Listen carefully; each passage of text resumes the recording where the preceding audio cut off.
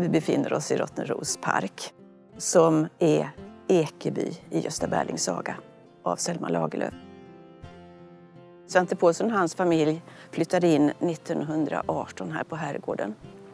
Och han märkte då att folk sökte sig hit, människor sökte sig hit till den här herrgården för att de hade läst Gösta Berlings saga. Selma Lagerlöf var oerhört hyllad och älskad som författare, internationellt känd.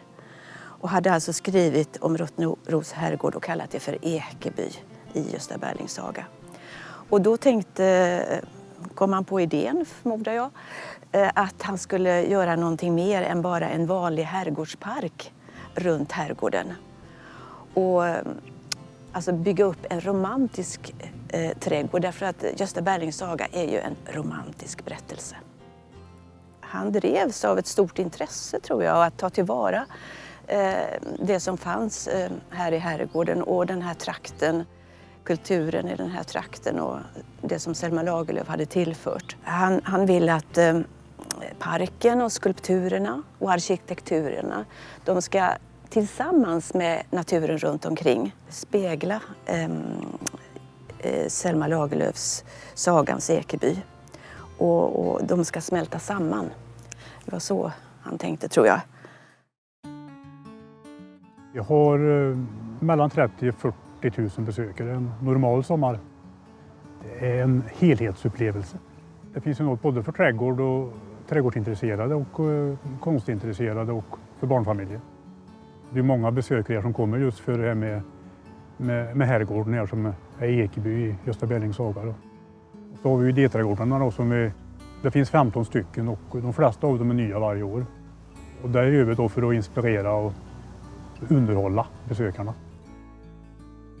Det är en fantastisk park. Här finns olika sorters trädgårdar, olika sorters trädgårdsrum. Det finns olika stilar, den barock och den lite mjukare engelska landskapsstilen.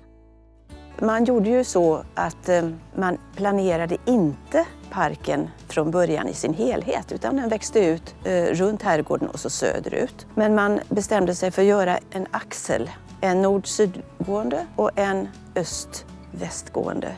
Och den möts alldeles framför herrgården.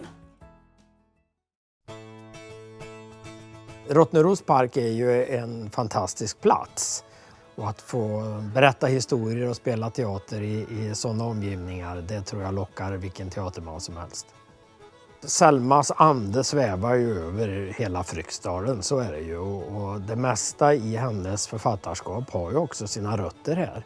Och Selma var ju en person som utgick ifrån verkliga, faktiska händelser och sen så diktade hon fritt vidare på det. Och det är en fantastisk värld att stiga in i som jag känner mig väldigt besläktad med. Jag gillar att berätta historier som inte bara handlar om vardagen utan som kan ha metafysiska inslag. Det kan finnas vålnader och andar och allt möjligt i hennes berättelser. Hon är en slags svensk motsvarighet till William Shakespeare, skulle jag säga. Och att jobba då på Rottneros som är förebilden till Ekeby i Gösta Berlings saga är ju väldigt speciellt. Och i den här ladan har vi satt upp Gösta Berlings saga 2 gånger tidigare.